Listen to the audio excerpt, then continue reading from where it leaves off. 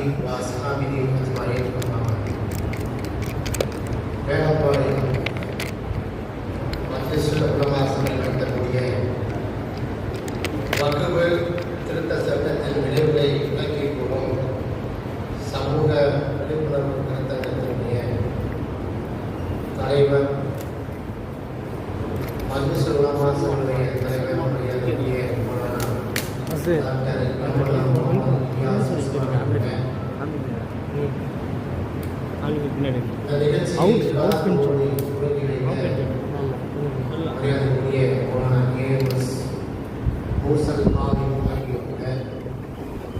முன்னிலை வைத்துக் கொண்டிருக்கக்கூடிய லண்டன் ஜும்மா பெருமக்களே, மூத்த பெருமக்களே, வரவேற்பு உரையாற்றிய பொருளாதாரம் அலி ஹுசைன் பாக்கினை கொண்ட துவக்க உரையாற்றிய டாக்டர் கே ஜலீல் அகமது சமானி கொண்ட இதற்கு பின்னால் வக்ஃபு சொத்துக்கள் இறை சொத்துக்களை என்ற தலைப்பில் மிகச்சிறந்த சிறப்பை ஆற்ற இருக்கக்கூடிய உரையாற்றக்கூடிய உடனே ஹுசைன் ராஜா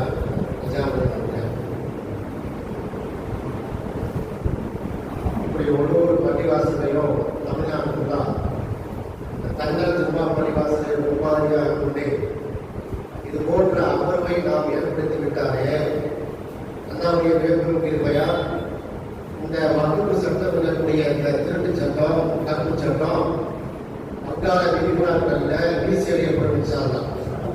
அதுபோல காயப்பட்ட கலை சாமான் சொன்னாங்க, அந்த சட்டத்தை குப்பையில போட்டு நம்ம சார்பாக இருந்து நடைபெறும் சாதாரணம் அந்த காயப்பட்ட கலை வச்சுக்கணும் இந்த பதிவு செய்யணும் சார்ந்தா. ஆக்சுவலா அந்த சட்டத்தை பொறுத்தவரையில இதை நிறைவேற்றப்படும் போது இதற்கு ஆதரவாக நாடாளுமன்றத்தில் சுமார் 283 எம்பிக்கள் வாங்கியிருந்தாங்க. இந்த சட்டம் சூப்பரான சட்டம், ஆமா நிறைவேற்ற வேண்டிய சட்டம் தான் அப்படின்னு 283 பேர் செய்யறாங்க. இதற்கு எதிராக சுமார் 234 பேர் செய்யறாங்க, எதிர்த்து வாக்களிக்கிறாங்க. இப்ப இந்த 200 பேர் எதிர்த்து வாக்களித்தாங்க. அவங்க எல்லாமே இஸ்லாமியர்களா? இல்ல, எல்லாமே முஸ்லீம் இல்லை. விரல் விட்டு எண்ணக்கூடியவர்கள் முஸ்லீம். நாம சட்டத்துக்குள்ள போக முன்னாடி எல்லாமே சூழ்நிலை இருக்கிறதா புரிந்து கொள்ள வேண்டும். இன்றைக்கு உச்ச நீதிமன்றத்தில் இந்த சட்டம் செல்லாதே, இந்த வக்ஃப் சட்டம் என்பதை ஆன்டி கான்ஸ்டிடியூஷனல், இறையாண்மை, இந்திய இறையாண்மைக்கு மட்டுமில்லாமல் அல்ல, இந்திய அரசியல் சட்டத்திற்கு எதிரானது என்று சட்டம் 91 வழக்கில் தொடரப்பட்டது.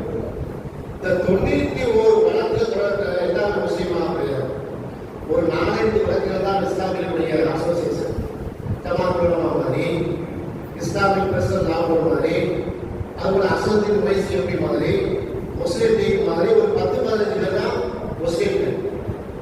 பாக்கி இருக்கக்கூடிய எல்லா யாரும் பார்த்தா நம்முடைய தொகுல் படிக்கிறவர்கள் முஸ்லீம்களை நேரடியாக வஞ்சிக்கக்கூடிய சட்டம் இது என்று நமக்காக வந்து வந்திருக்காங்க. இது பயணமானது. அப்ப எத்தகைய சூழ்நிலையில இந்தியா இருக்குது என்பதை நம்ம புரிந்து கொள்ள வேண்டும். ஆனா வெளியே எப்படி ப்ரொஜெக்ட் பண்ணப்படுது, இது முழுக்க முழுக்க அவருடைய பாய்மார் பிரச்சனை, ஏதோ ஒரு முஸ்லீமுடைய பிரச்சனை அப்படின்னு கொண்டு வந்து இருக்கிறாங்க.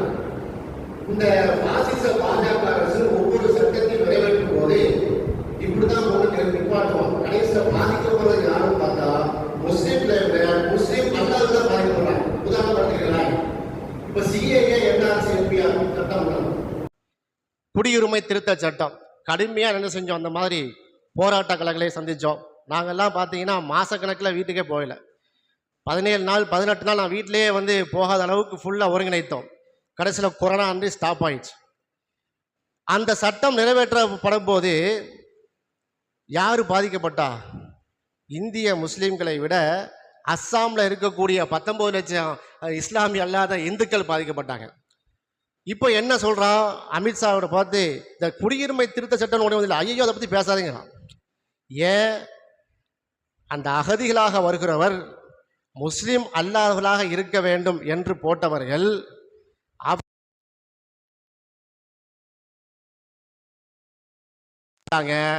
முஸ்லிம் அவங்க இல்லாத எக்ஸ்க்ளூஷன் பண்ணாம பாருங்க. அப்போ இலங்கை நாட்டிலேருந்து அகதியாக வந்தவங்க யாருன்னு கேட்கும்போது பதில் இல்லாமல் போச்சு. ஆனால் கொஞ்சமாவது எழுதக்கூடியவன் யோசிச்சு எழுத வேணாமா? அப்போ பொதுவான குடியுரிமை திருத்த சட்டத்தில் இவ்வளோ ஓட்டை, வக்குப் சட்டம் எப்படி இருக்கும், எத்தகைய ஓட்டை இருக்கும். அப்போ அந்த ஓட்டை உடசல்கள் எல்லாம் பட்டியலிட்டு கிட்டத்தட்ட நாங்களே வழக்கு தொடர்ந்தோம். திருமாவளவன் எங்களுடைய தலைவர் திருமாவளவன் விசிக தலைவர் தலைமையில் அவங்க பேர்லேயே ஒரு பெட்டிஷனை போட்டோம்.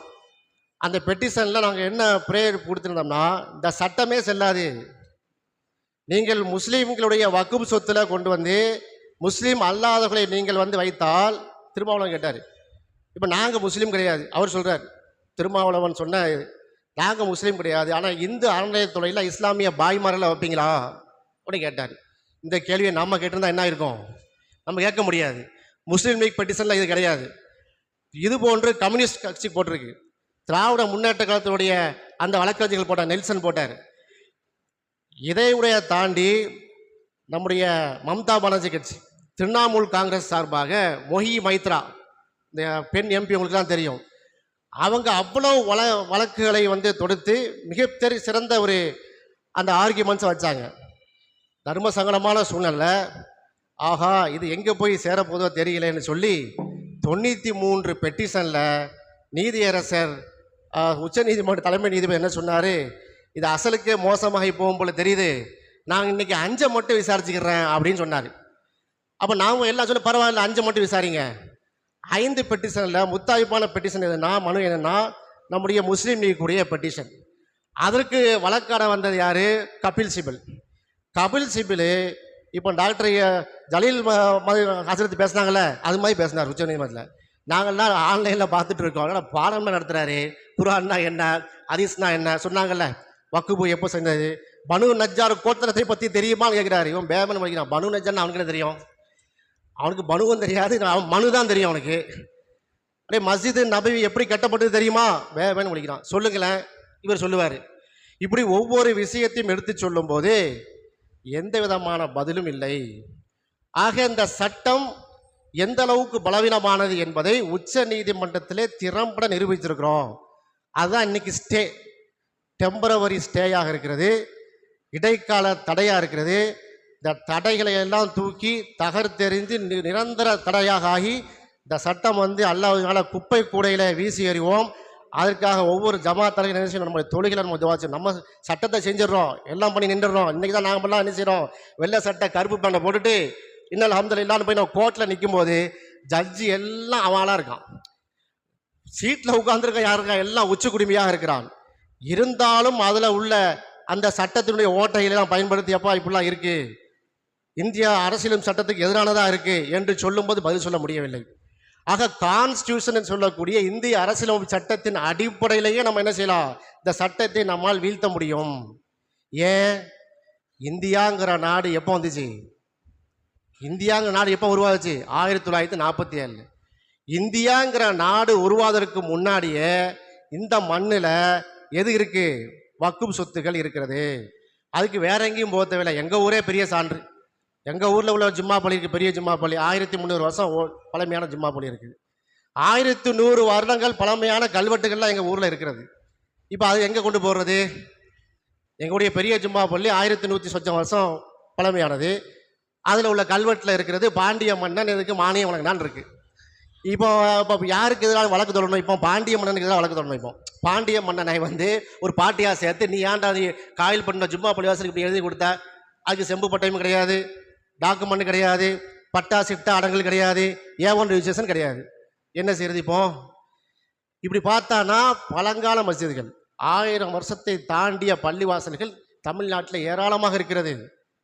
இப்போ இந்த பள்ளிவாசல் எடுத்து வச்சுக்கோங்க, இப்போ தண்டல் ஜும்மா பள்ளிவாசல் இது ஒரு 4000 ஸ்கொயர் ஃபீட் இருக்குன்னு வைங்க. இது போன்ற பள்ளிவாசலில் பராமரிக்கக்கூடிய 5 வேளை தொழில் நடக்கக்கூடிய பள்ளிவாசலில் நம்ம முத்தவழி என்ன செஞ்சுருப்பாங்க, எலக்ட்ரிக் பில் கட்டுவாங்க, ப்ராப்பர்ட்டி டேக்ஸ் பில்லு கட்டுவாங்க, அந்த குடிநீர் இணைப்புக்கான பில்லை கட்டுவாங்க, எல்லாம் பக்காவாக இருக்கும். பக்கத்தில் இருக்கக்கூடிய 2 ஏக்கர் 3 ஏக்கர் இருக்கக்கூடிய அந்த மக்பரா கபிரஸ்தானத்துக்கு யார் A1 ரிஜிஸ்ட்ரேஷனில் வந்து யார் போய் பார்த்தா, யாராவது தனவந்தர் கொடுத்துருப்பாரு ஒரு 100 வருஷத்துக்கு முன்னாடி. ஆக இந்தியாங்கிற நாடு உருவாவதற்கு முன்னாடியே வக்குப் சொத்துக்கள் இருக்கிறது. பிரிட்டிஷ் இந்தியாவிலையும் இருக்கு, 200 வருஷம் ஆட்சி பண்ணா, அவங்க கூட என்ன செய்யலை, இதை விட்டு வச்சா. ஆகா இது வந்து இறைப்பணிக்காக முஸ்லீம்கள் தன்னா சுயமாக உழைச்சி அவங்களுடைய பொருளாதாரத்தில் உள்ள அந்த சொத்துக்களை பணங்களை நிலங்களை இறைப்பணிக்காக வக்குப் செஞ்சுருக்காங்க. இதை நம்ம எந்த டிஸ்டர்ப் பண்ணக்கூடாது என்று அவன் நினைத்தான். 200 வருஷத்துக்கு முன்னாடி பார்த்தீங்கன்னா யார்? நம்முடைய முகலாய பேரரசு. முகலாய பேரரசுன்றவன் இவனுக்கு அலர்ஜி ஆகுது. முகலாயர் பேரரசுன்னு சொன்ன உடனேவே அவனுக்கு இன்னுமே இந்த நாட்டை ஆளக்கூடிய ஒன்றிய பாஜக அரசுக்கு அலர்ஜியாக இருக்கிறது. அதனால தான் பார்த்தீங்கன்னா 1700 அந்த கிபி அப்போ வாழ்ந்து மறைந்த அந்த இவர்களெல்லாம் எடுத்துக்கிட்டு யார்? நம்ம அவுரங்கசீப்புடைய வாழ்க்கை நிலைமையெல்லாம் பார்த்துட்டு அவர் வக்குப் செய்த நேரங்களெல்லாம் தெளிவாக இருக்கிறது. அவர் காலத்தில் வக்குப் செய்த விஷயங்கள் பள்ளிவாசலுக்கு மட்டும் வக்குப் செய்யலை, நிறைய கோயிலும் கட்டி கொடுத்துருக்காரு, சர்ச்சையும் கட்டி கொடுத்துருக்காரு, நிறைய சமூகத்துக்கு அப்பாற்பட்டு நல்ல சேவை ஆற்றக்கூடிய மனிதனாக இருந்திருக்காரு. அந்த புறம் வைக்காத நல்ல மனுஷங்க பள்ளிவாசல் வச்சு பேச முடியாது. அந்த அளவுக்கு ரொம்ப தூய்மையான வாழ்க்கை அவுரங்கசீப். அப்படி வாழ போய்த்தான் அவன் கபூர் வரைக்கும் தோண்டனுங்கிறான். எங்கே போய் நிற்கிறாங்க தெரியுதா? அப்போ முகலாயர் மன்னர் காலத்திலே வக்குப் இருக்கிறது இந்தியாவில், பிரிட்டிஷ் ஆட்சி காலத்திலே வக்குப் சொத்துக்கள் இருக்கிறது. இந்த 11 வருஷத்துக்கு முன்னாடி மோடியோடைய அரசாங்கம் 11 வருஷத்துக்கு முன்னாடி வரைக்கும் இந்த வக்குப் சொத்துக்களை எப்படி ஹேண்டில் பண்ணாங்க? யாராவது டிஸ்டர்ப் பண்ணாங்களா?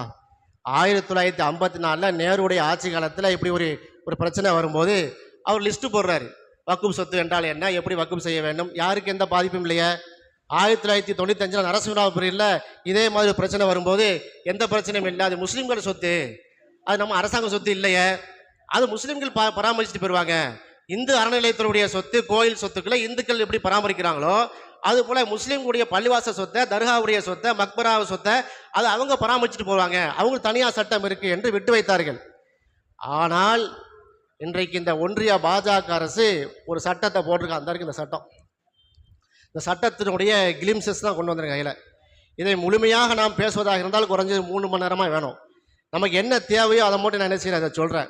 இந்த சட்டத்தில் இருக்கக்கூடிய குளறுபடிகள் என்ன, இந்த சட்டத்தை நாம் ஏன் எதிர்க்கிறோம், ஏன் எதிர்க்க வேண்டும் என்பதை நம்ம முதல்ல புரிஞ்சுக்கணும்.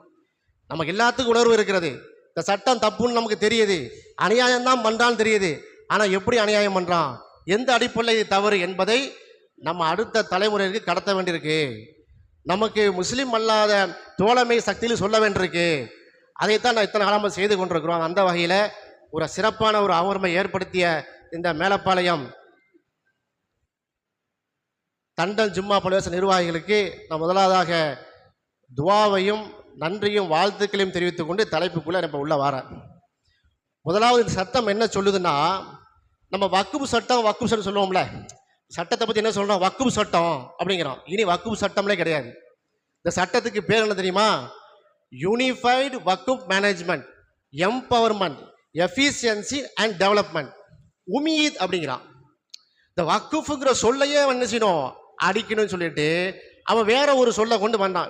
You for unified, M for management, E for empowerment, efficiency development. என்னம்மா, ஒருங்கிணைக்கப்பட்ட மேம்படுத்தப்பட்ட நாங்கள் உங்களுக்கு என்ன செய்கிறோம், டெவலப்மெண்ட் உள்ள சட்டத்தை கொண்டு வர்றோம். இப்போ எங்கள் ஊரில் சொல்லுவாங்க, இந்த கழுதைக்கு பேர் முத்துமாலைம்பாங்க. இந்த கழுதை இருக்குல்ல, முத்துமாலைன்னு பேரை வச்சுருப்பாங்க, கழுதை வரும்.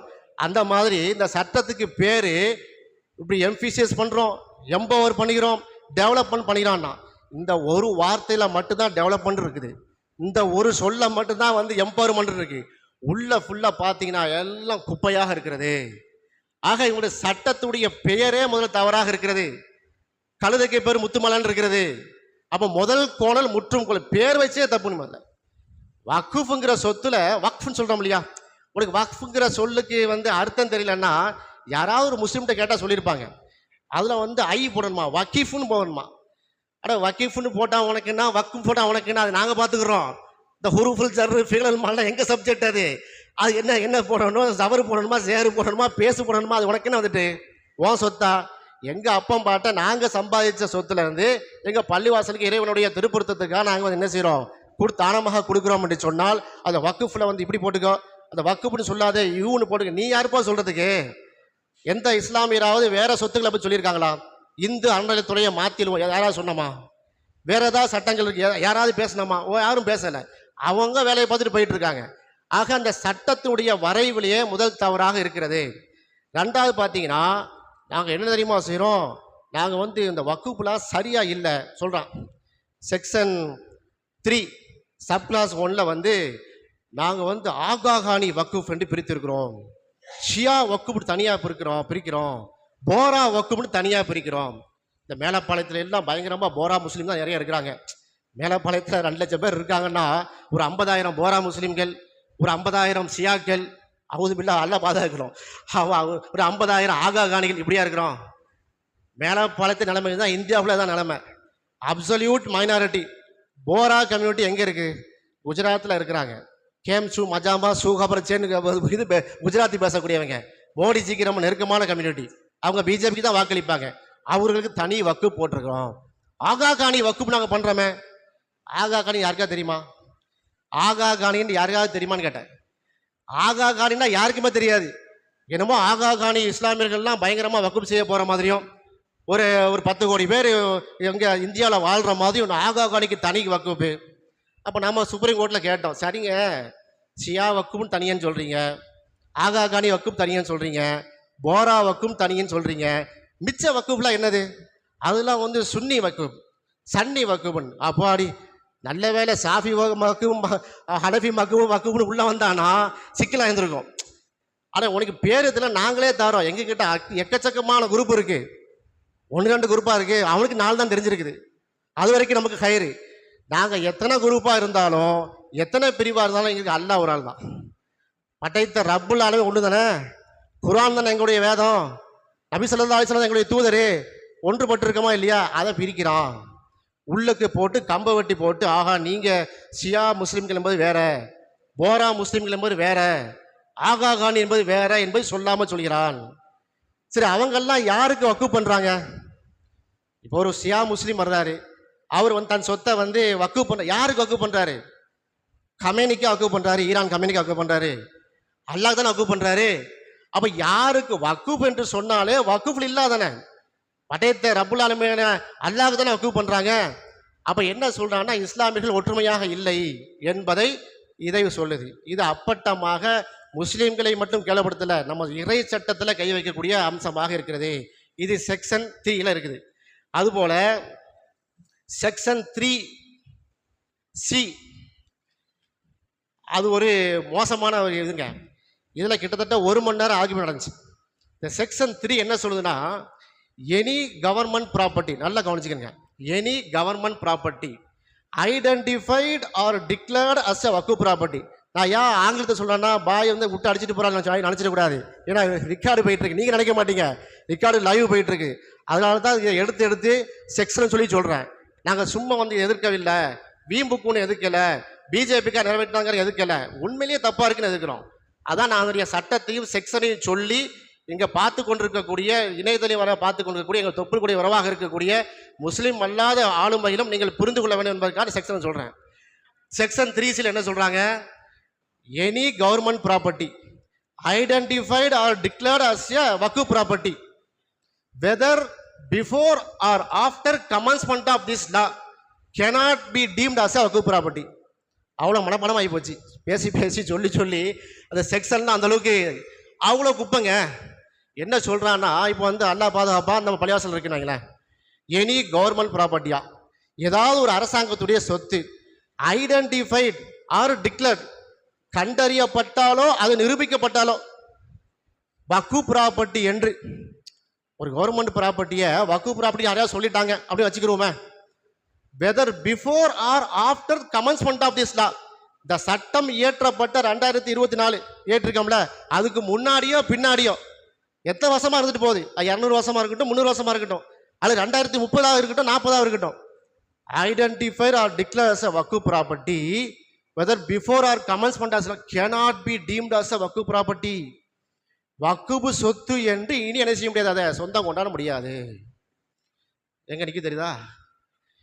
இந்த பள்ளிவாசல் இருக்கு, யாராவது ஒரு சங்கி வருவான், மௌலானாவை பார்ப்பான், ஏதாவது கொடுக்கல் வாங்கல் பிரச்சனையாக இருக்கும், ஏதாவது சண்டை இருக்கும், சார் எந்த பிரச்சனையுமே இருக்காது. இந்த பள்ளிவாசலை எப்படியாவது டிஸ்டர்ப் பண்ணணுமே, ஒரு புரட்சிகரமாக எல்லாரும் உட்கார்றாங்களே, எல்லாரும் ஈரானு இஸ்ரேல்னு பேசிட்டு இருக்கும்போது இவங்க விடமாட்டாங்க போல தெரியுது, வக்குப்பு அதை பற்றியில் பேசுகிறாங்க, அது அட்வொகேட் மாதிரி ஆளுக்கெல்லாம் கூட்டு வந்து ஜமாத்துல் உலமா கூட்டு மீட்டிங் போகிறாங்களே அப்படின்னு சிந்திச்சான்னு வைங்க.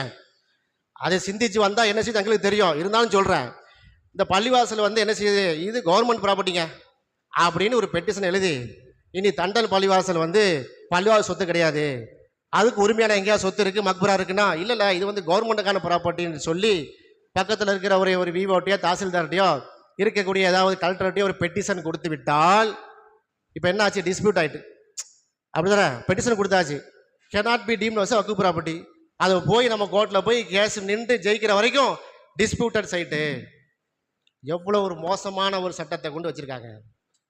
எவ்வளோ அப்போ இப்படி பார்த்தா எல்லா பள்ளிவாசலையும் நம்ம பிரச்சனை பண்ணிடலாமே, ஊரில் இருக்கக்கூடிய எல்லா பள்ளிவாசலையும் பிரச்சனை பண்ணிடலாமாங்க. பாபர் மசூதியில் வழக்கில் இந்த தீர்ப்பை நீங்கள் படித்து பார்த்தா தெரியும். சட்டப்போ 1700 பக்கம் தீர்ப்பை படிச்சுட்டு முழுமையாக படித்தா லூஸ் ஆகி போயிடும், அது வேறு விஷயம். இந்த தீர்ப்பை முழுமையாக படித்தான்னா என்னடா சொல்ல வர்றான் தீர்ப்பில் இருக்கும். அதில் ஒரு மேட்ரு இருக்குது கடைசி பக்கத்தில். இந்த வக்குப் ப்ராப்பர்ட்டியில் பாபர் மசூதி மட்டும் எக்ஸப்ஷனு. ஏன் எப்போ பாபர் மசூதி தானே, அல்ல அது கோர்ட்டில் கேஸ் இருக்குது, அதனால் அந்த வந்து எக்ஸப்ஷன் பண்ணிடுவோம். எப்படி தீர்ப்பு கொடுத்தாங்க? பாபர் மசூதிங்கிற வக்குப் சொத்து எந்த விதமான கோர்ட்டில் கடைசி பக்கம் கன்க்ளூஷனில் எல்லாம் சொல்லி முடிச்சுட்டு கன்க்ளூஷன் மட்டும் சொல்கிறேன். தீர்ப்பு சொல்கிறாங்க. நீதியரசர் ரஞ்சன் கோகாய் உச்ச நீதிமன்றத்தின் தலைமை நீதிபதி இப்போ எங்கே இருக்கிறாரு? பிஜேபியில் இருக்கிறாரு. சரியா? உச்ச நீதிமன்ற நீதிபதி வரவங்கெல்லாம் அந்த எம்பி பதவிக்கு வந்து என்ன செய்கிறாங்க, என்ட்ரன்ஸ் எக்ஸாம் தான் அவங்களுக்கு. இந்த மாதிரி முஸ்லீம் சப்ஜெக்டில் வந்து முத்தலாக்கு, சிஏஏ, என்ஆர்சி இது போன்ற தீர்ப்பு கொடுக்கக்கூடிய ஜட்ஜெலாம் மேக்சிமம் இன்னும் என்ட்ரன்ஸ் எக்ஸாம் எழுதுறாங்க. எதுக்கு? எம்பி, எம்எல்ஏ, அமைச்சருக்கு. லட்சணம் அப்படி தான் இருக்குது. நான் நீதியரசரை குறை சொல்லவில்லை. நீதிமன்றத்தின் மீது நீதியரசர் நல்ல முகப்பத்து கொண்டு வந்தான், பற்று கொண்டு வந்தான், மரியாதை கொண்டு வந்தான். ஆனால் எப்படி தானே இருக்கு. ரஞ்சன் கோகா எழுதின தீர்ப்பு என்னது? இந்த வக்குப் சொத்தாக இருக்கக்கூடிய வக்குப் போர்டுக்கு சொந்தமான அந்த பாபர் மசூதி எந்த விதமான கோயிலையும் உடைத்து விட்டு கெட்டவில்லை. தீர்ப்பு. ஆர்கியாலஜிக்கல் சர்வே ஆஃப் இந்தியா அதை நிரூபிக்கவில்லை. பாபர் மசூதியுடைய அந்த அஸ்திவாரத்துக்கு கீழே எந்த விதமான கோயில் இருந்ததாகவோ கட்டிடம் இருந்ததாகவோ எந்த நிரூபணமும் இல்லை. இருந்தாலும் ராமர் என் கனவிலே வந்தார். யாரு? ராமர் கனவுல போனாராம். இது ராம ஜென்ம பூமி என்று சொன்னார். நாட்டில் இருக்கக்கூடிய பெரும்பான்மையான இந்து மக்கள் அப்படிதான் நம்புறாங்க. எனவே நம்பிக்கையின் அடிப்படையில் நீங்க விட்டு கொடுத்துட்டு போங்க. 23 கிலோமீட்டர் தள்ளி நீங்க பாபர் மசூதி கட்டிக்கிறீங்க. இது வந்து என்னது ராமர் கோயில் எழுதுனா இல்லையா தீர்ப்பு? அப்ப தீர்ப்பு வந்து வக்குபு சட்டத்துக்கு எக்ஸப்ஷன் கொடுத்ததுலயே இவ்வளவு பிரச்சனை பண்றீங்க. வக்குபு சட்டத்துக்கு உள்ள இருக்கக்கூடிய பள்ளிவாசலுக்கு என்ன லட்சணம் பண்ணுவீங்க நீங்க? அதான் பண்ணி வச்சிருக்கான். என்ன பண்ணியிருக்கான்? இந்த பாருங்க, வக்குபுல பிரச்சனை வந்துட்டு வக்குப் பை யூசர் என்ன வருது? வக்குப் பை யூசர்னா என்னது? நம்முடைய தாத்தா பாட்டன் காலத்தில், அப்பா காலத்தில் 100 வருஷத்துக்கு முன்னாடி எல்லாம் உட்காந்து எழுதிட்டா இருந்தாங்க. இல்லை, அவங்க ஏதோ ஒரு பணக்காரனாக இருந்திருப்பாங்க. அல்லாவுடைய பொருத்தத்தில் இது ஏதாவது ஒரு வயலை எழுதி வச்சுட்டு போவாங்க. இந்த வயலில் விதைக்கக்கூடிய அரிசியில் வருஷம் என்ன பண்ணுங்க, நீங்கள் வந்து நோன்பு கஞ்சியை போட்டு ஜமாத்தார்கள் கொடுங்கன்னு வக்குப் பண்ணிட்டு போயிருப்பாங்க. அது யார்கிட்ட சொல்லியிருப்பாங்க? முத்தவழிகிட்ட சொல்லியிருப்பாங்க. முத்தவழி அடுத்த முத்தவழிகிட்ட சொல்லுவார். அதுக்கு அது வாலாடி வலையாக வந்துக்கிட்டு இருக்கும். இது பேர் வக்குப் பை யூசர்னு பேர். அது டாக்குமெண்ட்லாம் இருக்காது, வாய்மொழியான இது. ஒரு ஹிப்பாவே வந்து முஸ்லீம்களுக்கு வாய்மொழியாக வந்து செல்லுங்க. உங்கள் மகனுக்கு நீங்கள் ஹிப்பா கொடுக்கலாம், உங்கள் பிள்ளைகளுக்கு நீங்கள் ஹிப்பா கொடுக்கலாம், உங்கள் சொத்தை வந்து தானமாக பண்ணலாம். அதே மாதிரி பை யூசஸ் வாய்மொழியாக என்ன செய்கிறாங்க, அந்த யூசேஜில் வந்து வரும். இப்போ இதில் என்ன சொல்கிறான் சட்டத்தில்? அப்படி கிடையாது. Wholly or part is in the dispute is a government property. Waqf by யூசரை என்ன செய்யணுமோ அந்த அமெண்ட்மெண்ட் ஆக்டில் ஏதாவது ஒரு பிரச்சனை வந்துட்டுன்னா, அதில் யாராவது அப்ஜெக்ஷன் தெரிவிக்கிறாங்கன்னா, அந்த உழுவனுக்குதே வயல், இந்த வயலில் ஏதாவது பிரச்சனைக்கு ஏதாவது ஃப்ளாட் போட்டு வைக்கணும்னு ஆசைப்படுவான். அந்த வயக்காடு வந்து மெயினான இடத்துல இருக்கும், கண்ணை உறுத்தும். வக்குப் பை யூசர்லாம் எனக்கு கிடையாது. அதை வந்து என்ன செய்யணும், யூசர்ஸ் வந்து எனக்கு டாக்குமெண்ட் வேணும். எங்கே போய் டாக்குமெண்ட் தேடுறது?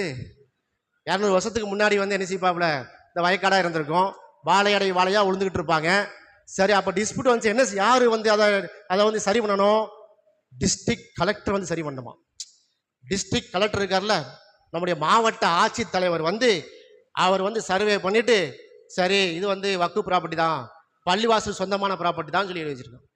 தமிழ்நாட்டிலே ஓரளவு பரவாயில்லை, நம்மெல்லாம் சகோதர வாஞ்சியோடு வாழ்ந்துக்கிட்டு இருக்கோம். இங்கே வந்து பெரியாருடைய மண், காகிதம் இல்லது கண்ணிய தமிழர் காகிதம் எடுத்து களமாடிய மண்ணு, கர்ம வீரர் ஐயா காமராஜர் ஐயாவோட மண்ணு, அம்பேத்கருடைய மண்ணு சொல்லிக்கிட்டு இருக்கிறோம். யூபியில் எப்படி இருக்கும்? யூபி கலெக்டர் எப்படி இருப்பான்? எல்லாம் பிட் அடிச்சு பாஸ் பண்ணவனா இருப்பான். யோகி ஆதித்யநாத்தோட ஆளாக இருப்பான். அவன் எப்படி வந்து எழுதுவான் ஸ்டேட்மெண்ட்டு? எப்படி எழுதுவான்ட? இந்த வயல்வெளியும் பக்கத்து வயலும் சேர்ந்து நமக்கு சொந்தம்பா. இந்த வயல் மட்டும் இல்லை, வயலுக்கு பின்னாடி இருக்குது, முன்னாடி இருக்குது, ரோடு எல்லாமே நமக்கு வா அப்படியே எழுதி வைப்பான். இந்த லட்சணத்தில் அந்த சட்டம் சொல்கிறது. அது மட்டும் இல்லாமல் இந்த பாருங்க, above the rank of collector, இந்த கலெக்டரோ அல்லது கலெக்டருக்கு அபவ் த ரேங்கோ அவர் வந்து முடிவு பண்ண வேண்டும் என்று சொல்றாங்க. யார சொத்தை யாரா முடிவு பண்றது? எங்க அல்லாவுடைய சொத்து வக்குபு சொத்தை வந்து கலெக்டர் வந்து முடிவு பண்ணுவாருன்னா கலெக்டருக்கு என்ன தெரியும்? கலெக்டரா எங்க தண்ணி பில்லு கட்டினாரு, கலெக்டரா எங்க பள்ளிவாசலுடைய மெயின்டெனன்ஸை பண்ணாரு. எங்க பள்ளிவாசல் சொத்தை வந்து கலெக்டர் வந்து என்ன செய்யணுமா, வந்து நிரூபிக்கப்பட வேணுமா? இதை வந்து கேட்குறோம். கலெக்டர் எல்லாம் தெரிஞ்சவர் தானே, கலெக்டர் வக்குப் சொத்தையே வந்து கரெக்டாக பண்ணுறாரு தானே. இப்போ இருக்கக்கூடிய கலெக்டரேட்டில் இருக்கக்கூடிய பெண்டிங் பட்டா எவ்வளவு? இப்போ எல்லாம் நாங்கள் கேட்க போகிறோம். அதை கலெக்டரேட்டில் கடந்த 11 வருஷமாக சென்ட்ரலில் வந்து மோடி சர்க்கார் இருக்கும்போது எந்தெந்த மாவட்டத்தில் உள்ள கலெக்டர்கள் எல்லாம் என்னென்ன பட்டா பெண்டிங் இருக்குது, என்னென்ன சிட்டால பிரச்சனை இருக்குது, எல்லா பிரச்சனையும் நம்ம தோண்டி எடுத்தா தாங்குமா? இப்போ வக்குப் ப்ராப்பர்ட்டிக்கு மட்டும் அவர் எப்படி பட்டாவை பற்றி யோசிப்பார்? எப்படி அவர் ரிஜிஸ்ட்ரேஷன் கேட்பாரு? கேட்க எப்படி? சாத்தியமே படாது. என்ன முஸ்லீம்களுடைய அந்த சொத்துடைய மதிப்பு கண்ணை உறுத்துகிறது.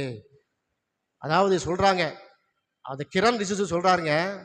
கிரண் ரிஜிஜு தான் வந்து என்ன செய்கிறாரு, இதை தாக்கல் பண்ணுறாரு. அவர் எப்போ அந்த முஸ்லீம்களுக்கு எதிராக ஒரு சட்டத்தை தாக்கல் பண்ணுற, அதுக்கு கூட ஒரு முஸ்லீம் கிடைக்கலையா? எப்படியும் பார்த்தோன்னா எல்லா சட்டமும் பாருங்க, ஒரு பேர் தாங்கி முஸ்லீம் வச்சு தான் என்ன செய்வான், முஸ்லீம்க்கு எதிராக வேலை செய்வான். இப்போ முத்தலாக் சட்டம், தடை சட்டம், யாரை வச்சு பெட்டிஷன் போட்டான்? ஒரு முஸ்லீம் பொம்பளமா இருப்பான், ஃபர்தெல்லாம் போட்டுட்டு அஸ்ஸலாமு அலைக்கும்னு நிற்பா. பார்த்தா அவன் முஸ்லீம் மஞ்சு ஆர்எஸ்எஸ் காரியா இருப்பான். அவளை வச்சு தான் பெட்டிஷனே போடுறது. இப்படி தான் ஒரு டாக்டிஸை வந்து கையாளுறாங்க. ஆனால் இந்த சட்டத்தை நிறைவேற்றதுக்கு அவங்க ஒரு முஸ்லீம் எம்பி இல்லை, கிரண் ரிஜிஜு தான் இருக்காரு. அவர் வந்து வாசிக்கிறாரு. இதை ராசா, நம்ம அண்ணன் கனிமொழி அக்கா இவங்கெல்லாம் வாங்குவாங்கன்னு வாங்குறாங்க. ஏப்பா இதை வாசிக்கிறதுக்கு கூட ஒரு முஸ்லீம் இல்லையா? ஒரு முஸ்லீம் ஒரு பாய் இருந்தால் அவங்க இதெல்லாம் அதில் நெளிவு சுழிவு தெரியுமே அப்படின்னு சொல்லி, சரி பார்லிமெண்ட் ஜாயின்ட் கமிட்டிக்காக நீங்கள் அனுப்புங்கன்னு சொல்லி அந்த நேர கேள்வி கேட்டு ஒரு கேள்விக்கு பதில் இல்லை. 141 கொஸ்டின்ஸ் நம்ம ரைஸ் பண்ணோம். அதில் எந்த கேள்விக்கும் பதில் சொல்லாமல் அத்தனையுமே வந்து குப்பையில் போட்டுட்டு தாண்டோண்டித்தனமாக என்ன செஞ்சுக்காங்க, நிறைவேற்றிருக்கிறார்கள்.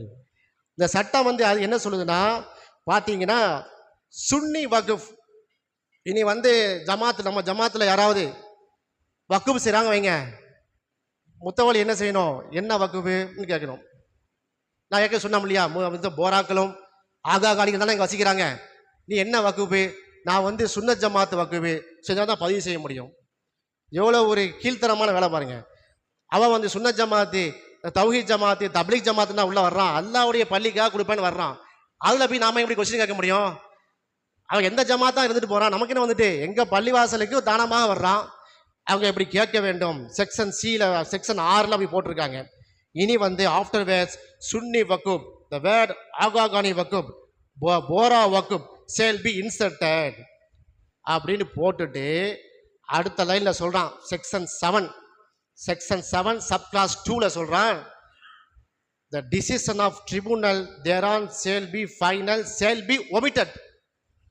வக்குப் சொத்துல ஒரு பிரச்சனை வருது, நம்ம பள்ளிவாசலில் ஒரு பிரச்சனை வருகிறது என்று சொன்னால் நம்ம எங்கே போவோம்? வக்குப் போர்டுக்கு போவோம். ஒரு ஆள் சொல்கிறாரு, இது பள்ளிவாசல் சொத்து இல்லை, என்னுடைய தகப்பனார் சொத்துன்னு சொல்கிறாரு. நம்ம முத்தவள்ளி நம்ம பள்ளிவாசல் ரிஜிஸ்ட்ரேஷனில் அது இருக்கும். எப்போ இது பள்ளிவாசல் சொந்தமான சொத்துப்பான்னு நம்ம சொல்லுவோம்.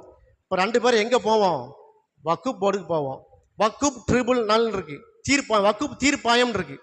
இப்போ வக்குப் தீர்ப்பாயத்தில் ஜிஎஸ் நம்பர்லாம் பார்த்துட்டு, எப்பா இது வக்குப் சொத்தாம்பா அப்படின்னா அவர் என்ன செய்வார்? சமாதானமே போயிடுவார். இந்த இருக்குப்பா, அவங்க அத்தாவே எழுதி தந்திருக்காப்ல, உங்கள் தாத்தா பாட்டு காலத்துல தான் இந்த இருக்குது, நாங்கள் தான் வக்குப் செஞ்சுருக்கோம்னு சொன்னான்னா அவர் வந்து அந்த அந்த அந்த வேர்டிக்ட் தான், இந்த ஜட்ஜ்மெண்ட் வந்து ஃபைனல். இவன் என்ன சொல்கிறான்னா, இன்னையிலேருந்து இந்த சட்டம் நிறைவேற்றப்பட்டதிலிருந்து tribunal thereon shall be final என்பது ஒமிட்டட். இனி ட்ரிபுனல்லாம் கிடையாது. அப்போ என்ன செய்யணும்? எல்லாருமே ஹைகோர்ட்டுக்கு வாங்கலாம். ஹைகோர்ட்டில் இருக்கக்கூடிய ஜட்ஜுகள்லாம், நீதியரசர்கள்லாம் எல்லாம் குரான் ஹதீஸை படிச்சுட்டு வக்குப் சட்டத்தெல்லாம் கரைச்சி குடிச்சு தானே இருக்காங்க. அப்போ எல்லாமே பார்த்தீங்கன்னா முன்னுக்கு பின் முரலாக இருக்கிறது. அது மட்டும் இல்லாமல் அடுத்தது பாருங்க, நான் வேக வேகமாக சொல்லிட்டு போகிறேன். ஏன்னா சில பாயிண்ட்டுகளை வந்து உங்கள்கிட்ட கன்சிடர் பண்ணுவேன் அப்படின்னு சொல்லி தான் சொல்லிட்டு போகிறேன். நிறைய இருக்கிறது. முக்கியமான பாயிண்ட் விடப்படக்கூடாது. நீங்கள் அரை மணி நேரம் தான் இருக்குது. இந்த அரை மணி நேரத்துக்குள்ளே இன்ஷால்லா எல்லாத்தையும் கவர் பண்ண பார்ப்போம். அடுத்தது வெந்த புண்ணிலே வேலை பாய்ச்சுற மாதிரி இதில் என்ன பண்ணி வச்சுருக்கான் தெரியுமா? இப்போ வக்ஃப் போர்டில் யார் இருக்கா? வக்ஃப் போர்டு மெம்பர் இருப்பாங்க.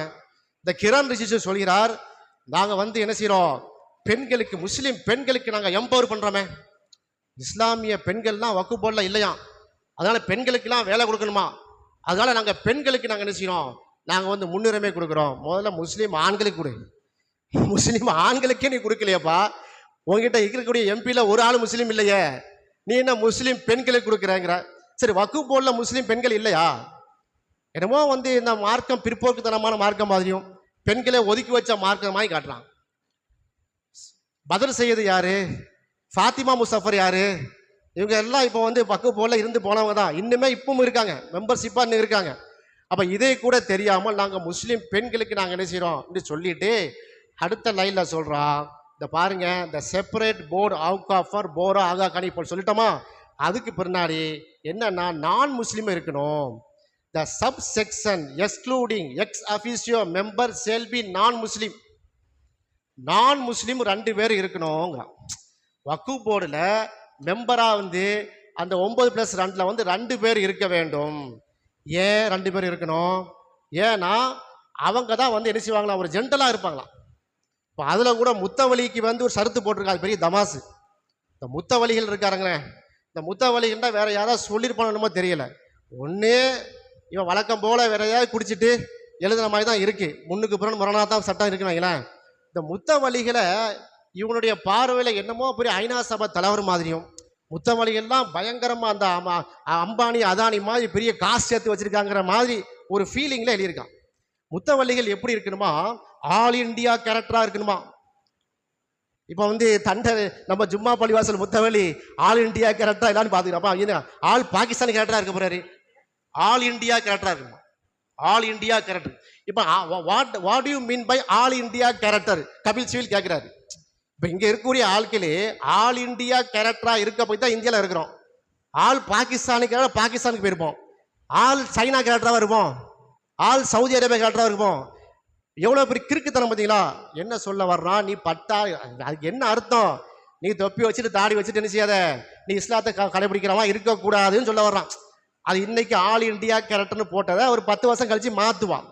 ஏன் அப்படிதான் செஞ்சுட்டு இருக்காங்க. இன்றைக்கு வந்து இஸ்ரேல் அடிக்குது, அப்படிதான் ஈரான் அடிக்குது. நாம் அங்கே உட்காந்து நிறைய பேர்கள் ஈரான் வந்து சியாவா சுன்னியான்னு கேட்டுட்டு இருக்கிறான். இப்போ இஸ்ரேல் வந்து நம்ம மனித குலத்துக்கே எதிரி. இஸ்ரேல் மனித குலத்துக்கு எதிராக இல்லையா? இன்றைக்கு அவன் அடிக்கிறான்னு சொன்னால் 1860 தியோடர் ஹெசல்னு சொல்லக்கூடிய யூத அறிஞர் எழுதின புத்தகம், அவன் போட்ட பிளான் கிரேட்டர் இஸ்ரேல், அதை எக்ஸிக்யூட் பண்ணிட்டு இருக்கிறாங்க. அங்கே இருக்கக்கூடிய இஸ்லாமிய சவுதி உட்பட உள்ள அரபு இஸ்லாமிய நாடுகளுக்கு மிகப்பெரிய அச்சுறுத்தலாக இஸ்ரேலை கொண்டு வச்சுட்டான். நேற்று இன்னைக்கு வந்து அவன் யோசித்து வச்சதா இல்லை. உள்ள ஃபஸ்ட்டு வேர்ல்டு வார்லையும் உள்ளே வந்த குடியேறினான், செகண்ட் வேர்ல்டு வாரில் உள்ளே வந்தான், நிலங்களை வாங்கினான். இப்போ ஹை பவர், நான் தான் சட்டாம் பிள்ளை அப்படின்னு சொல்லிட்டு என்ன செய்யறான், பிரச்சனை பண்ணுறான். இப்போ செம்ம அடி வாங்கிட்டு இருக்கா. சப்ஜெக்ட் வேற. இதை ஏன் நான் இங்கே சுட்டி காட்டுறேன்னா, இவங்களோட வம்சவழி தான் இவங்களும். ஆர்எஸ்எஸ் உருவாக்கின சித்பன் பார்ப்பனன்னு சொல்கிறோம் இல்லையா, அவங்க யாரு? பார்ப்பன பெண்களுக்கும் யூத ஆண்களுக்கும் பிறந்த குழந்தைகள். 1925 ஹெட்கவர், கோல்வர்கர், மூன்சே, பிரான்ஸ் பே, தோல்கர்லாம் இந்த 5 பேர் சேர்ந்தா உருவாக்குறாங்க. அப்போ போட்ட திட்டம் இது. இது மோடி வந்து போட்ட திட்டம் இல்லை, அமித்ஷா வந்து போட்ட திட்டம் இல்லை. இது 1925 முஸ்லீம் கூடிய ப்ராப்பர்ட்டி இப்படி இருக்கு, கடுமையான சொத்துக்களாக இருக்கு. அப்பமே அவன் உஷாராகிட்டான். இப்போ சொல்றாங்கல்ல, மிலிட்ரியை விட, இந்திய இராணுவத்தை விட, ரயில்வேயை விட அடுத்து யார் எது இருக்கு? முஸ்லீம் சொத்து இருக்கு. இருந்துட்டு போய் உனக்கு என்ன வந்துட்டு, மொத்தம் 1.5 லட்சம் கோடி இருக்குங்கிறான், மொத்தம் 10 லட்சம் கோடி இருக்கிறான், மொத்தம் 15 லட்சம் கோடி இருக்கான். இருந்துட்டு போதப்பா 50 லட்சம் கோடி இருக்குப்பா, 50 லட்சம் கோடி எங்கிட்ட இருக்கு. அதான் உனக்கு என்ன, எங்களுடைய சொத்து இது. நாங்கள் என்னைக்காவது கேட்டோமா இந்து அறநிலையத்துறையில் எத்தனை லட்சம் கோடின்னு கணக்கெடுப்போமா? இந்து அறநிலையத்துறையில் எத்தனை லட்சம் கோடி நம்ம யாரா எந்த முஸ்லீமாவது கணக்கெடுக்க சொன்னோமா? எத்தனை லட்சாயிரம் கோடி இருக்கும் அது. அந்த கணக்கை எடுத்தால் வக்ஃப் சொத்து கீழே போயிடும். போமா போதாதா? அம்பானிக்கு எத்தனை சொத்து இருக்கு கணக்கெடுப்போம். அதானிக்கு என்ன சொத்துகள் இருக்கு? அம்பானி கட்டிருக்கிற வீடே வந்து ஆண்டனிலியா அந்த இல்லமே யார் சொத்து? மகாராஷ்டிராவோட வக்கும் சொத்து. டாக்குமெண்ட் எடுத்து கையில் என்கிட்ட இந்த டாக்குமெண்ட் இருக்கு. என்ன செய்யறது? இப்போ அம்பானி கட்டின ஊரே வக்கும் சொத்துங்க. இதை சொல்றோம் சுப்ரீம் கோர்ட்ல சொல்லும் போது கலகலத்து போறாங்க, மைக் ஆஃப் பண்றாங்க. எப்ப நீங்க அங்க பார்லிமெண்ட்ல ஜம்பம் படித்து 284 பேர் ஓட்டு போட்டு ஜெயிச்சது தானே. நீங்க வீராதி வீர சூராரசு சுப்பையா தேவர் தானே, வர வேண்டியதுதான். சுப்ரீம் கோர்ட்ல வந்து கேள்வி கேட்கும் போது ஏன் வந்து திணறீங்க, ஏன் பதில் இல்லாம பேபன் முடிக்கிறீங்க? அப்ப இதுதான் நிலைமை. முஸ்லீம்கள் வந்து இந்திய முஸ்லீம் கையில சொத்து இருக்கக்கூடாது. இந்திய முஸ்லீம்கள் வந்து பொருளாதாரத்தில் வந்து மேம்பட்டுட்டான்னு சொன்னா அவங்க என்ன செய்வாங்க? இந்த இந்தியாவை மீண்டும் ஆள வந்து விடுவார்கள் என்று பிளான் பண்ணவன் தான். இதை படித்தது யாரு? 1925. யாருடைய பாட்டம் முப்பாட்டம்? இங்கே இருக்கக்கூடிய மோடி, அமித்ஷா, மோகன் மோதிய பாட்டம் முப்பாட்டம் படித்து எழுதுகிற விஷயத்தை தான் இன்றைக்கு எக்ஸிக்யூட் பண்ணியிருக்காங்க. நம்ம வந்து ஒன்றும் இல்லை, இது வந்து புதுசு இல்லை. வக்குபு சட்டத்தை மட்டும் எதிர்க்கலை. வக்குபு சட்டம் சொல்கிறோமே, இந்தியன் கான்ஸ்டியூஷன் சொல்கிறோமே, அந்த இந்திய அரசியலமைப்பு சட்டத்தையே குழி தோண்டி புதைக்க வேண்டும் என்பதை கொள்கையாக கொண்டவர்கள் தான் ஜட்ஜில் 2 பேர் இருந்தாங்க. அங்கே வந்து இந்த சட்டத்தை ஆதரித்து வழக்காட வந்தாங்களே வழக்கறிஞர்கள், மூத்த வழக்கறிஞர்கள், பாதிக்கு மேற்பட்டு அந்த சித்தாந்தத்தில் உள்ளவன். ஏன்? அந்த அவ்வளோ ட்ரைனிங். ஒரு காலத்தில் முஸ்லீம்கள் இப்படி வந்து என்ன செய்வாங்க, வந்து டிஃபெண்ட் பண்ணும்போது நாம என்ன செய்யணும், அந்த சட்டம் இயற்றக்கூடிய அவையில் இருக்குன்னு திட்டமிட்டு செயல்பட்ட காரணத்தால் தான் இன்றைக்கு பார்த்தீங்கன்னா உச்ச நீதிமன்றம், உயர் நீதிமன்றம் எல்லாத்துலேயும் அவன் வந்து என்ன செஞ்சிருக்கான், நிரம்பி இருக்கக்கூடிய பார்க்கலாம். நான் மீண்டும் இதை உள்ள வரேன். அடுத்து பார்த்தீங்கன்னா இவங்க என்ன சொல்கிறாங்க, கலெக்டர், இப்போ கலெக்டர் தானே வந்து என்ன செய்யணும், முடிவு பண்ணு சொல்லியிருக்காங்க. கலெக்டர் எப்படி முடிவு பெறுவாராம்? Where the collector in his report, collector வந்து ஒரு ரிப்போர்ட் எழுதுது, mention that the property wholly or in part in a dispute or government property. 5 acre லேண்டில் இருக்கக்கூடிய மக்பரால கலெக்டர் எப்படி எழுதலாம்? 5 ஏக்கருமே சரி வராது, பாய்மால் சொந்தம் இல்லை, அப்படி எழுதலாம்.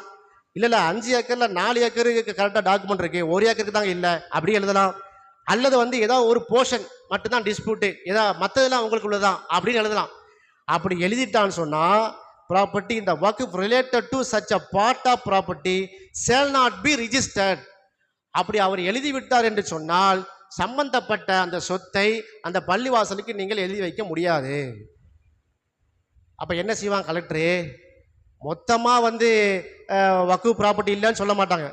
அது வக்ஃப் ப்ராப்பர்ட்டி தாங்க, 5 ஏக்கரில் ஒரு என்ன செய்யுங்க, ஒரு 50 சென்ட் ஒதுக்கிடுங்க சொல்லுவாங்களா மாட்டாங்க. நான் கற்பனை சொல்லவில்லை, நான் கலெக்டர்களை எல்லாம் கேவலப்படுத்துகிற மாதிரி சொல்லலை, நடைமுறையில் இருக்கா இல்லையா நான் கற்பனையாக சொல்லலை. இன்னைக்கு வந்து ராமர் கோயிலுக்கு போக வேண்டும் என்று சொல்லி உடைக்கப்பட்ட பள்ளிவாசல்கள், சர்ச்சுகள், கோயில்கள் எத்தனை. யோகி ஆதித்யநாத் ராமர் கோயிலுக்கு நாங்கள் பாதை போடுகிறோம் என்று சொல்லி அங்கே கடையெல்லாம் தகர்த்தெறிஞ்சாங்களே. அப்போ அங்கே வக்ஃப் ப்ராப்பர்ட்டி அவங்க பார்க்கல. அவங்க வக்ஃப் ப்ராப்பர்ட்டி வந்து இந்து அறநிலையத்துறை அதெல்லாம் பார்க்கல. எங்களுக்கு ரோடு வேணும்பா இந்த அடித்து தொடுக்கிட்டு போனான். அந்த சந்தடி சாக்கில் நிறைய பள்ளிவாசல் கூட இடைத்தார்கள். யார் சைன் பண்ணா? யோகி ஆதித்ய உத்தரப்பிரதேசத்தினுடைய இருக்கக்கூடிய அந்த டிஸ்ட்ரிக்டில் இருக்கக்கூடிய கலெக்டர் தான் சைன் பண்ணார். கலெக்டர் தான் சொன்னார், ஆமாம் இது எங்களுக்கு வேணும், உங்கள் வக்ஃப் ப்ராப்பர்ட்டி தான், இது கோயில் தான், இது சர்ச்சு தான், இதனால் நாங்கள் ரோடு பண்ணுமா இல்லையா சொன்னாரா இல்லையா? அது போன்று சொல்வதற்கு வழிவகுக்கிறது இந்த ப்ராப்பர்ட்டி, இந்த சட்டம். அதுபோல் ஆனுவல் இன்கம், இப்போ நம்ம பள்ளிவாசலுக்கு annual income exceeding 1 lakh rupee. எல்லாமே பள்ளிவாசலில் நம்ம வந்து லட்சத்தில் கொலிக்கிற மாதிரி நினைப்போம் உனக்கு. ஏன்னா நம்ம ஜும்மால வாலி வசூல் பண்ணிட்டு உட்காந்துருக்குறோம். உண்மை நிலை அதுதான். இவன் என்னன்னா முத்தவள்ளி அம்பானி ரேஞ்சுக்கு வச்சுட்டான். பள்ளிவாசலில் வரக்கூடிய மேட்டர்லாம் பல லட்சம் கோடி இவங்க அதிபர் அங்கிற மாதிரி முடிவு. 1 lakh rupees shale B audited annually. ஒரு ஆடிட்டரை கூப்பிட்டு, ஐயா எங்கள் பள்ளிவாசலில் பயங்கரமாக வருது, நிதி ஆதாரங்கள் ஜும்மாவில் வந்து அள்ளி கொட்டிடுறாங்க, என்றதுக்கு நம்ம முடியாமல் நாங்கள் உட்காந்துட்டு இருக்கிறோம், பல கோடி ரூபாய் எங்களுக்கு வருது, அதனால் நீங்கள் என்ன செய்யுங்க ஆடிட் பண்ணித்தாங்க சொல்லிட்டு by and appointed by auditor appointed by the board from out of the panel of the auditors as specified. சொல்ல புரியுதா? இப்போ வந்து பள்ளிவாசலுக்கு வந்து ஒரு கொஸ்டின் பண்ணதுக்காக வருவாங்க வக்ஃப் போர்டில். திடீர்னு ஒரு இன்ஸ்பெக்டர் வருவார். இப்போ நமக்கு இன்ஸ்பெக்டர் யாராக இருக்காங்க? இந்த திருநெல்வேலியில் வக்ஃப் போய் வருவாங்க. அவங்களுடைய வந்து இன்ஸ்பெக்டர் வருவார், அல்லது வந்து என்ன செய்வாங்க சூப்பர்வைசர் வருவாங்க. வந்து பாய் நல்லா கரெக்டாக இருக்கான்னு பார்ப்பாங்க, லெஜரை பார்ப்போம், சரியாக அதோட முடிஞ்சுப்போம். 25,000 கட்டுறீங்களா என்னங்க, கூட ஒரு 1500 இது கணக்கில் இடிக்குத ஒழுங்கு அதை கெட்டுங்கன்னு சொல்லி போவார். அந்த பேச்சிலேயே அஸ்லாம் வலைக்கும் சொல்லிட்டு இங்கே தொழுதுட்டு என்ன செய்வாங்க, கிளம்பி போயிட்டே இருப்போம். முத்தவழிகள்லாம் அந்த அளவுக்கு வந்து பெர்ஃபெக்ட் இல்லாமல் இருக்காங்க. முத்தவழிகள்லாம் ஆளை விட்டா போதுன்னு உட்காந்துருக்காங்க. முத்தவழிகளே நம்ம கேட்போம் அந்த வம்பு அல்லாவுடைய சொத்தை பராமரிக்குன்னு சொல்லி அவங்க ஆசையிலே உட்காந்துருக்குறாங்க. இவன் என்ன சொல்கிறான், ஆடிட் பண்ணணுமா, அது யாரை எந்த ஆடிட் பண்ணணுமா, வக்ஃப் போர்டால நிர்வகிக்கக்கூடாது. வக்ஃப் போர்டு வந்து சொல்லி அந்த ஆடிட்டர் கிடையாது. எந்தம்மா auditor, out of the panel of auditors. Waqf போர்டில் இல்லாத ஒரு 3ஆம் நம்பர் ஆடிட் பண்ணணும். இது எதுக்கு போட்டு வச்சிருக்கான் தெரியுதா? அவர் 1 லட்சம் கட் ஆஃப் வைக்கிறான்.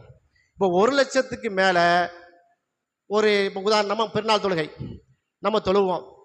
பெருநாள் தொழுகையில் எல்லாரும் காசு போடுறோம். அதிகமான மக்கள் வருவாங்க. நிச்சயமாக 1 லட்சத்துக்கு மேலே பிரியும். இப்போ அந்த ரூபாயை எங்கே கொண்டு போவீங்க? பைத்துல் மாலில் கொண்டு ஒப்படைப்போம். இப்போ பைத்துல் மாலில் 1 லட்சத்துக்கு மேலே வந்துட்டு இப்போ கணக்கு கேட்பான். பெருநாள் தொழுகையிலேயே 1 லட்சம், ஈதுல் அதுகால 1 லட்சம், ஈதுல் ஃபித்ரில் 1 லட்சம், 2 லட்சம் மிச்சம் வந்து நீங்கள் கெட்டிருப்பீங்க. இதுக்கெல்லாம் என்ன கணக்கு? 2 லட்சத்துக்கு மேலே போயிட்ட ஆடிட் ரிப்போர்ட் தான் கேட்பான். இதை சொல்வதற்கு இப்போ ஃபவுண்டேஷன் போட்டிருக்கான். இப்படி சொல்லி பள்ளிவாசலுக்குள்ளே வந்து கணக்கு சரியில்லை, அதனால நாங்கள் என்ன செய்கிறோம், நாங்கள் வந்து இந்த பள்ளிவாசலில் நாங்கள் நிர்வாகத்தில் நாங்கள் பிரச்சனை கொண்டு போடுவோம். ஏக்க 2 பேர் போட்டு வச்சாச்சுல, வக்ஃப் போர்டில் 2-4 முஸ்லீம் இருக்காங்கல்ல, அவங்களுக்கு கருத்துப்படி. இன்னொரு ஆங்கிளில் பார்த்தா 12ல் 8 கூட போட முடியும்.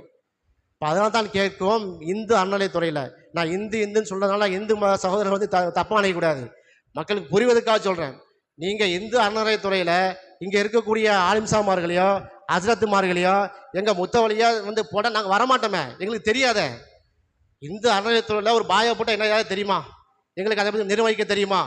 அது மாதிரி தான் எங்கள் வக்ஃப் சொத்தை கொண்டு வந்து உங்களை கொண்டு போட்டிங்கன்னா எப்படி நிர்வகிப்பீங்க? வக்ஃப் என்றால் என்னன்னு கேட்பான் வந்து உங்ககிட்ட, பதில் சொல்ல முடியுமா உங்களுக்கு? அப்போ இது வந்து தவறான நடவடிக்கைகளை புகுத்துறதுக்காக என்ன செய்கிறாங்க, போட்டிருக்கிறார்கள். இப்படி முன்னுக்கு பின் முரணான எக்கச்சக்கமான பிரச்சனைகளை உண்டாக்கக்கூடிய சட்டமாக இது இருக்கிறது. இது இன்னும் நிறைய இருக்குது, இந்த சொல்ல வேண்டிய விஷயங்கள். இப்போ முதலாவதாக இப்போ நம்ம என்ன செய்யறது, இப்போ அதுக்கு வந்துடுவோம். இப்போ நிறைய அந்த சட்டம் பார்த்தீங்கன்னா முன்னுக்கு பின் கான்ஸ்டியூஷனுடைய fundamental rights, right to life, நாம் வாழ்வதற்குரிய உரிமை, ரைட் டு ஃபண்டமெண்டல் ரைட்ஸில் வந்து ரைட் டு நம்ம என்ன செய்யறது, நம்முடைய மதத்தை வந்து பிரச்சாரம் பண்ணுறதோ ப்ரொபகேஷனுக்கோ ப்ரீச்சிங்குக்கோ நமக்கு உரிமை இருக்கிறது. அவரவர் விரும்பக்கூடிய மார்க்கத்தை பின்பற்றுவதற்கும் பிரச்சாரம் செய்வதற்கும் நமக்கு வந்து என்ன செய்ய ஃபண்டமெண்டல் ரைட்ஸ் இருக்கிறது. இந்த ஃபண்டமெண்டல் ரைட்ஸை உடைக்கிற மாதிரியான சட்டத்தை நிறைவேற்றிருக்காங்க. பேசக்கூடிய ஆட்கள் யார் தெரியுமா? இந்திய கான்ஸ்டியூஷன் சொல்லக்கூடிய இந்திய அரசியலமைப்பு சட்டத்தில் நாங்கள் மதிக்கிறோன்னு சொல்லி சத்திய பிரமாணம் எடுத்து வந்த வழக்கறிஞர்களும் நீதி அரசிலும் உட்கார்ந்துருக்கிறாங்க. எப்படிப்பட்ட கும்பல் இவங்க? 2024 எங்களுடைய மோடி சர்க்கார் அமையும், 400க்கு மேற்பட்ட இடங்களை வந்து நாங்கள் வந்து என்ன செய்வோம், பாஜக பிடிக்கும். அவங்க பேசினது உத்தரப்பிரதேசில் சனாதன சன்சாத் சொல்லக்கூடிய தர்ம் சன்சாத்துடைய சுவாமியார்கள் பேசினது வெளிப்படையாக பேசினாங்கங்க. 2023 இந்த அறிக்கை வரைவு கான்ஸ்டியூஷன் சொல்லி கை காமிட்டாங்க. 950 பக்கம் இருக்கக்கூடிய கான்ஸ்டியூஷனை காமிச்சாங்க. என்னதே மாதிரி இருந்துச்சு, இனி இந்தியாவுடைய தேசிய கொடி மூவண்ண கொடி கிடையாது அப்படி சொல்லி பிரச்சாரம் பண்ணவும் கோட்டை போட்டு நிற்கிறான் சுப்ரீம் கோர்ட்டில் வந்து. எதுக்கு? வக்ஃப் போர்டு சட்டத்துக்கு வந்து சரிதான்னு சொல்லி. நீ இந்த கான்ஸ்டியூஷனே ஒத்துக்கலையாப்பா, இது இந்து ராஷ்டிராவுடைய கான்ஸ்டியூஷனு, மூவண்ண கொடி இனி கிடையாது, காவி கொடி தான் இந்தியாவுடைய கொடி. புதுடெல்லி வந்து இன்னும் கேபிட்டல் சிட்டி கிடையாது, காவி கொடி தான் வந்து இந்தியாவுடைய கேபிட்டல் சிட்டி. அப்படி வரக்கூடிய அந்த நாட்டுக்கு எது, அந்த இந்து ராஷ்டிராவில் முஸ்லீம்களுக்கு ஓட்டுரிமை கிடையாது. இப்படி எழுதி வைத்து ப்ரொபகேஷன் பண்ணவங்க தான் இன்றைக்கு இந்த சட்டத்தை வந்து என்ன செய்கிறாங்க, ஆஹா வக்ஃப் சட்டம் வந்து நிறைய பிரச்சனை வருது. சரி, வக்ஃபில் பிரச்சனை இருக்குது வச்சுக்கிடுவோம், வக்ஃப் போர்டில் பிரச்சனை இருக்குது, பள்ளிவாசல் நிர்வாகத்தில் பிரச்சனை இருக்குது. ஒரு நிர்வாகத்தில் பிரச்சனை இருக்குன்னு சொன்னால் சட்டத்தை மாற்றுவீங்களா? சட்டத்தை மாற்ற முடியுமாங்க? இப்போ கொலை நடக்குது, மர்டர் பண்ண 3 மர்டர், கொலை செய்வது வந்து பெருங்குற்றம், தண்டனைக்குரிய குற்றம், ஆயுள் தண்டனை வைப்பாங்க. அந்த கொலை குற்றவாளியுடைய அந்த பழைய ப்ரீவியஸ் ரெக்கார்டை பார்த்துட்டு தூக்கு தண்டனை கூட வழங்கலாம். நாட்டில் கொலை நடக்காமல் இருக்கா? நாட்டில் கொலை செய்யாமல் இருக்காங்களா? கொலை நடந்துக்கிட்டே இருக்கு, சட்டத்தை மாற்றுவீங்களா? கொலை நடக்கு, தப்பு நடக்குதுல்ல. அப்போ வக்ஃப் போர்டில் நீங்கள் தவறு நடக்குதா இருந்தால் நீங்கள் சுட்டி காட்டுங்க. வக்ஃப் போர்டுக்கு போங்க, சம்மந்தப்பட்ட நிர்வாகி மஸ்ஜிதில் வந்து பெட்டிஷன் கொடுங்க, அவங்க பார்த்துக்கிடுவாங்க. சட்டத்தை எப்படி நீங்கள் மாற்றுவீங்க? அதில் கோர் ஆஸ்பெக்டை மாற்றுறாங்கல்ல. இதுதான் நம்முடைய வாதமாக இருக்குது. அப்போ நாம் நம்முடைய ஜமாத்துகளில், நமக்கு தெரிஞ்ச ஜமாத்துகளில் இப்போ நாம் என்ன செய்யணும் அப்படின்னா, ஒன்றும் பயப்பட தேவையில்லை. இது ரப்புல் ஆலமீனுடைய சொத்து. இதை பாதுகாக்கக்கூடிய பொறுப்பு ரப்புல் ஆலமீனுக்கு தெரியும் அப்படின்னு நம்மளை அல்லாஹ் ஒரு கருவியாக பயன்படுத்தியிருக்கான். பார்த்தோமா இல்லையா? சுப்ரீம் கோர்ட்டில் நம்ம பாய்மார்கள் என்று ஃபைட் பண்ணதை விட நம்முடைய தொப்புள் கொடி உறவு தான் ஃபைட் பண்ணியிருக்கிறாங்க. நம்முடைய பெட்டிஷனுக்கு நிகராக இன்னும் அதை விட தாண்டி வழக்கு தொடர்ந்து அவ்வளோ ஆர்ப்பாட்டம் போராட்டங்கள் நடத்தியிருக்காங்க. அவ்வளோ தமிழ்நாட்டை எடுத்துக்கிட்டிங்கன்னா அவ்வளோ போராட்டங்கள் ஆர்ப்பாட்டங்கள் பண்ணது யார்? இந்தியா கூட்டணி கட்சிகளுடைய தலைவர்கள். அப்போ கட்சி ரீதியாகவும் சமூக ரீதியாகவும் இது யாரும் ஏற்றுக்கொள்ளவில்லை. RSS பாஜக காரணம் தவிர இந்த சட்டத்தை யாரும் தூக்கி பிடிக்கல. அவனுக்கே தெரியாது இந்த சட்டத்தை நிறைவேற்றணும்னு சொன்னால் இந்த சருத்தையே இந்து அறநிலையத்துறைக்கு நீங்கள் வந்து அப்ளிகபிள் பண்ணுனா என்ன ஆகும் என்பதை அவர்கள் யோசிக்காமல் செய்கிறார்கள். இப்போ நம்ம என்ன செய்யணும்? நம்ம பள்ளிவாசல் கடை பார்க்கணும். இந்த பள்ளிவாசலில் வந்து வக்ஃப் பை யூசர் இருக்கும். அதாவது வாய்மொழியாக சொன்னது. சில மிஸ்பட்டாக்கள் கண்டிப்பாக இருக்கும். சரியா? அந்த இதை வந்து ஆஃப் பண்ணுங்க. மிஸ்பட்டாக்கள் இருக்கும். அந்த அந்த லைவில் போயிட்டுருக்கு. இது சொல்ல வேணாம் தான் ஆஃப் பண்ணேன். அதை வந்து இப்போ சில 5 ஏக்கர் லேண்ட் இருக்குன்னு வைங்க. 5 ஏக்கர் லேண்டில் இப்போ ஒரு 10 பட்டா நம்பர் இருக்குன்னு வைங்க. 10 பட்டா இருக்குது. 1 ஏக்கருக்கு ஒரு பட்டா, அப்படி 50 சென்ட் ஒரு பட்டா, அப்படி ஒன்றும் இல்லை. 5 ஏக்கர் லேண்ட் இருக்கக்கூடிய பள்ளிவாசல் எங்கே இருக்கிறது? ஒரு கற்பனையாக சொல்கிறேன்னு வைங்களேன். ஒரு 5 ஏக்கர் இருக்குன்னா ஏதாவது 2 பட்டா நம்பர் மிஸ் பட்டா ஆயிடுச்சுன்னா ஒன்றும் பயப்பட வேண்டிய அவசியம் இல்லை. சுற்றி வர நம்மக்கிட்ட காம்பவுண்ட் இருக்கும், நம்மக்கிட்ட தான் அனுபவ பாத்தியம் இருக்கும். நம்ம என்ன செய்யணும்னோ அப்படி ஒரு சர்வே என்று வரும்பொழுது, அப்ஜெக்ஷன் ஒன்று நம்ம கேட்கணும். எனக்கு அப்ஜெக்ஷன் நோட்டீஸ் தந்தீங்களா? இந்த சம்பந்தப்பட்ட அந்த சொத்தைக்கு அப்ஜெக்ஷன் தந்தது யாரு? இதுக்கு எதிராக பெட்டிஷன் தந்தது யாரு என்பதை என்ன செய்யணும்? நம்ம கேட்கணும். எந்த ஆங்கிளில் அப்ஜெக்ஷன் பண்ணுறாங்க? ஒரு அப்ஜெக்ஷன் பண்ணால் தேர்ட் பார்ட்டி பண்ண முடியாதுல்ல. நம்ம பள்ளிவாசல் சொத்தை ஒருத்த வந்து அப்ஜெக்ஷன் பண்ணுறான், பள்ளிவாசல் சொத்து இல்லை என்று வந்து பெட்டிஷன் போடுறான்னா அவங்களுக்கு கிரவுண்டு வேணும். சும்மா போகிற வாழலாம் நினைச்ச முடியாது, போட ஆக முடியாது. அது வந்து ஸ்டாண்டே ஆகாது. ரெண்டாவது, அவங்க வந்து சொல்லியிருக்கிறது மாதிரி அவங்க ஒரு வாசலை திறந்து வச்சுருக்காங்க. நீங்கள் டைரக்டாகவே என்ன செய்யலாம்? ஹைகோர்ட்டுக்கு வந்துடலாம் அப்படிங்கிற சருத்தை ஒன்று போட்டிருக்காங்க. Provided that if there is no tribunal or tribunal is not functioning, any aggrieved person may appeal to the High Court directly. Any aggrieved person தான் போட்டிருக்கான். அல்ல இப்படி சில விஷயங்களை வந்து எதிரிகள் கையால் இப்போ தந்துடுவான் விஷயத்தை. சட்டத்தை எழுதும் போது அக்ரீவ்டுங்கிற வார்த்தையை சேர்த்துட்டான்.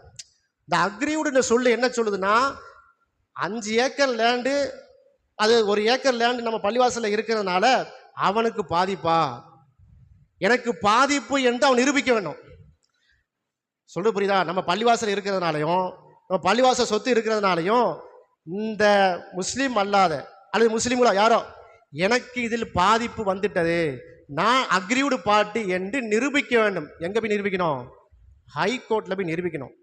உயர் நீதிமன்றத்தில் நிரூபிச்சுட்டு நீ என்ன செய்ய? டைரக்ஷனை வாங்கிட்டு நீ ஆர்டர் காப்பியோட வா, அப்புறம் பேசிக்கிடுவோம் என்று சொல்லி அனுப்பணும். நம்மகிட்ட அப்படி ஒன்றும் யாரும் வந்து செலவு போயிடுறது இல்லை. மேலப்பாளையத்தில் பிரச்சனை இல்லை. ஆனால் சென்னை போன நகரங்களில் பிரச்சனை இருக்கா இல்லையா? சென்னையில் இருக்கக்கூடிய மவுண்ட் ரோட்டில் இருக்கக்கூடிய பள்ளிவாசலோட சொத்துக்களை எல்லாம் வந்து என்ன செய்யறாங்க? கண்கொத்தி பாமாய் பார்த்துட்டு இருக்கானா இல்லையா? ஏன்? அங்கே சென்டே பல லட்சம் ரூபா இருக்கும், பல கோடி ரூபாய்க்கு வந்து பொறுமான. அப்போ அது வந்து எப்படி அடித்து மாற்றலான்னு யோசிக்கும் போது நம்ம இந்த சட்டத்தை பயன்படுத்தியே வீழ்த்த முடியும். நீங்கள் உங்களுக்கு ஹைகோர்ட் டைரக்ஷன் இருக்கா? முதல் கேள்வி. ரெண்டாவது, நம்மக்கிட்ட இருக்கக்கூடிய அந்த பட்டா, சிட்டா, அடங்கல், ரேவன் ரெஜிஸ்ட்ரேஷன், அதில் ஒவ்வொரு ஜமாத்தும் நம்ம பள்ளிவாசலுடைய சொத்துக்களை கணக்கிட்டு என்ன பண்ண வேண்டும்? நமக்கு வக்ஃப் போர்டில் எஸ்என் நம்பர் தந்திருப்பாங்க. வக்ஃப் போர்டில் வந்து நமக்கு நம்பர் இருக்கும். அந்த நம்பரில் லிஸ்ட் அவுட் ஆகிருக்கா என்பதை முதல்ல பார்க்கணும். நம்ம இதான் சொல்லிட்டு வரோம். ஒவ்வொரு ஜமாத்துலேயும் தங்க மஸ்ஜிதில் தங்க ஜமாத்துக்கு உட்பட்ட அந்த சொத்துக்கள், வக்ஃப் செய்யப்பட்ட சொத்துக்கள் ஜிஎஸ் நம்பர் பெறப்பட்டிருக்கா, வக்ஃப் போர்டுடைய ப்ராப்பர்ட்டியில் வந்து அந்த லிஸ்ட் அவுட் இருக்கா, நம்ம என்ன செய்யணும்? பார்க்க வேண்டும். அது இல்லைண்டா வக்ஃப் போர்ட்லேயே இருந்தா இருக்கு, நீங்கள் பள்ளிவாசலுடைய சொத்துடைய டீட்டெயில் இருந்தா இருக்கு, நீங்கள் ஜிஎஸ் நம்பர் தாங்க என்று கேட்க வேண்டும். சொத்து இல்லையா? எங்களுக்கு வந்து வாய்மொழி எழுதி தந்திருக்காங்களா? சம்பந்தப்பட்ட வாரிசுதாரர்கள் இருப்பாங்க. 100 வருஷத்துக்கு முன்னாடி வந்து வந்து எழுதி வாய்மொழியாக கொடுத்த சொத்துக்குரிய உடைமையாளர்கள் கண்டிப்பாக இப்போ ஜமாத்தில் தானே இருப்பாங்க, வேற எங்கேயும் போயிருக்க மாட்டாங்கல்ல.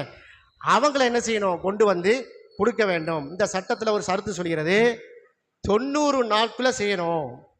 வக்குப் என்ன செய்யணுமா? இப்படி வரக்கூடியவங்களுக்கு வந்து 90 நாட்களுக்குள் 3 மாசத்துக்குள்ள அதை ஃபைசல் பண்ணி தர வேண்டும் என்று சொல்லியிருக்காங்க. இப்போ வக்குப் நம்ம என்ன செய்யணும்? 90 நாட்களுக்குள்ள நீங்க கொடுக்க வேண்டும் என்று சொன்னதால் நாங்கள் பரிசீலனை செய்து உரிய முறையில் பரிசீலனை செய்து சம்பந்தப்பட்ட அந்த முஸ்லீமுடைய சொத்து அந்த பள்ளிவாசலுக்கு தான் என்று வக்குப் தந்துடும். சொல்றது புரியுதா? இப்போ இதுல வந்து கலெக்டர் எல்லாம் அவுட்டு. அப்ப இந்த சட்டத்திலேயே 1008 ஓட்டைகளை நமக்கு சாதகமாக அல்லாஹ் வச்சிருக்கிறான். இது அல்லாஹ்வுடைய மிகப்பெரிய ஏற்பாடு. அதான் சொன்ன அந்த சொத்தை எப்படி காப்பாதுன்னு அல்லாஹ்வுக்கு தெரியும். அப்ப அக்ரீவ்டு ப்ராப்பர்ட்டியில் ஒட்டுமொத்தமாக எல்லாம் அடி வாங்கிடுவான். ஹைகோர்ட்டுக்கு போனதுலேயே அவனுக்கு கிரவுண்ட் இல்லாமல் போயிடும். 90 நாட்களுக்குள்ள நீ வந்து வக்குப்பு வந்து செய்து ஆகணும் என்கிறது எதுக்கு தெரியுமா போட்டான்? இந்த 90 நாள் எதுமா போட்டான்? அது கூட கொஸ்டினாக வைக்கிறாங்க. ஏங்க 90 டேஸ்ன்னு போடுறீங்க? நீங்கள் வக்குப்பு செய்கிறீங்க. இப்போ ரமலான் மாசத்துல அஜரத் வக்குப் செய்கிறாங்க, 10 லட்ச ரூபா நாங்கள் வக்குப் செய்கிறோம்னு சொல்லிட்டு போயிட்டாங்க. இமீடியட்டாக உம்ரா போகணும் ஆகி போச்சு. உம்ரா போன இடத்துல அங்கே வந்து ஹஜ்ஜுக்கு நீங்கள் உட்காருங்க, ஹஜ்ஜி வழிகாட்டியா நீங்கள் இருங்கன்னு செய்கிறாங்க. சவுதி அரேபியா கவர்மெண்ட் அவங்க அசைன் பண்ணி வச்சுக்கிடுவான் ஒரு பேச்சுக்காக வேண்டி. ஆமின்னு சொல்லுங்க, அவர்கிட்ட அப்படியே பாக்கி கிடைக்கட்டும். இப்போ போனது என்ன ஆகி போவோம்? ஷவ்வாலு துல்காதா துல்ஹிஜ்ஜா ரமதானில் போயிருக்காப்ல 4 மாதம் ஆச்சு. ரமதானு ஷவ்வாலு துல்காதா துல்ஹிஜ்ஜா பெருனா ஹஜ்ஜி பெருனா முடிச்சு ஊருக்கு வருவாங்க. ஊருக்கு வந்தா வக்கு பண்ணது செல்லாது இப்படி சொல்றதுக்காக போட்டாங்க. நீங்க 90 நாட்கள்ல பண்ணணும்ல, நீங்க 100 நாள் ஆகிட்டு இப்ப திரும்ப நீங்க என்ன செய்ய வக்கு செய்யணும், திரும்ப ரிஜிஸ்ட்ரேஷன் பண்ணணும் அப்படின்னு சொல்லுவதற்காக போட்ட சட்டம் நமக்கு சாதகமாக பயன்படுது. எப்படி பயன்படுது? யாராவது வந்து நம்மளை அப்ஜெக்ஷன் பண்ணானா, நம்மக்கிட்ட மிஸ்பட்டாவா இருக்குது, பட்டா நம்பர் இல்லை, வாய்மொழியாக இருக்கிறது என்று சொன்னால் அதை நம்ம ஜிஎஸ் நம்பர் பண்ணுவதற்கு முகாந்திரம் உள்ள ஒரு சட்டப்பிரிவை தந்துட்டாங்க கையில். அதனால நம்ம வந்து என்ன செய்ய தேவையில்லை, நம்ம அச்சப்பட தேவையில்லை, பயப்பட தேவையில்லை. இது போன்று 20க்கு மேற்பட்ட ஓட்டைகள் இருக்கு முஸ்லீம்களுக்கு சாதகமாக. இந்த சட்டத்திலேயே 20க்கு மேற்பட்ட ஓட்டைகள் இருக்கு. நான் 2-3 சொல்லியிருக்கிறேன். ஒரு புல்லட்லேயே எதிரி அவுட்டு, ஒரு புல்லட்லேயே ஆள் அவுட்டு காலிங்கும் போது நம்ம புல்லட்டை வேஸ்ட் பண்ண தேவையில்லை. அது வரும்போது நாங்கள் என்ன செய்வோம் பார்த்துக்குருவோம். நாங்கள் எப்படி வந்து இன்றைக்கி வந்து சுப்ரீம் கோர்ட்டில் வந்து வழக்காடி இன்றைக்கி அவ்வளோ நெருக்கடி கொடுத்து உங்களை கொண்டு ஸ்டேல நிப்பாட்டி இருக்கிறோமோ, எப்படிப்பட்ட நாடு? மோடி, அமித்ஷா, மோகன்பாத் இந்த ஆட்சியில் எதிராக யாரும் வழக்கு ஆடி ஜெயிக்க முடியாது. எல்லா இடத்துலையும் அவங்க தான் ஜெயிச்சாங்க. நீங்கள் லிஸ்ட்டை எடுத்து பார்த்துக்குங்க. வேளாண் திருத்த சட்டம் கடுமையான போராட்டம், ஜெயிச்சது அவங்க தான். சிஏஏ என்ஆர்சி கடுமையான போராட்டம், ஜெயிச்சது வழக்கால் அவங்க தான். பாபர் மசூதி வழக்கு கடுமையான போராட்டம், ஜெயிச்சது அவங்க தான்.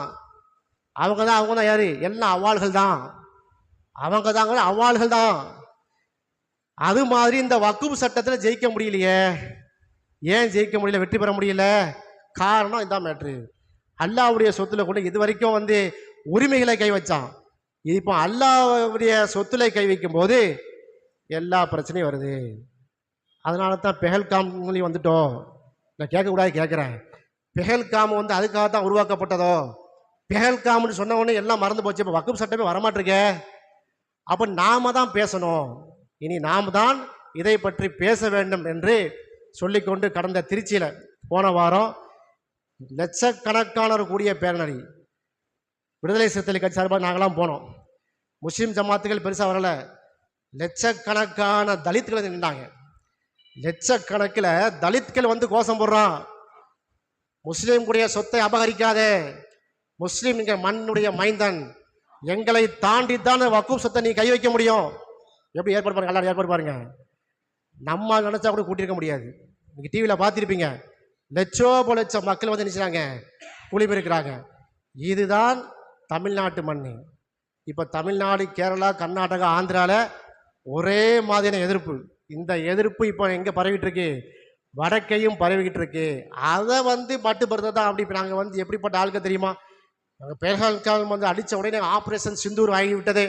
ஆப்ரேஷன் சிந்தூரில் உள்ளே போனால் நாத்தம் அடிச்சுனாரு. ட்ரம்ப் சொல்லிக்கிட்டே இருக்காப்புல, நான் தான் நிறுத்த சொன்னேன், காமெடி பீஸாக ஆகிட்டு போயிட்டு இருக்காங்க. அந்த அளவுக்கு ஒரு கேலி பொருளாக ஆகிவிட்டது. நீ எத்தனை ஆப்ரேஷன் சிந்தூர் வந்தாலும், எத்தனை பெஹல்காம் வந்தாலும் வக்குப் சொத்தை நாங்கள் விட மாட்டோம். இன்ஷா அல்லாஹ் இந்த சொத்து வந்து அல்லாஹ்வுடைய சொத்து. அல்லாஹ்வுடைய சொத்தை மீட்பதற்காகத்தான் நாங்கள் என்ன செய்யறோம், நாங்கள் இருக்கிறோம். இது வந்து முஸ்லிம்களுக்கான மட்டும் பிரச்சனை இல்லை.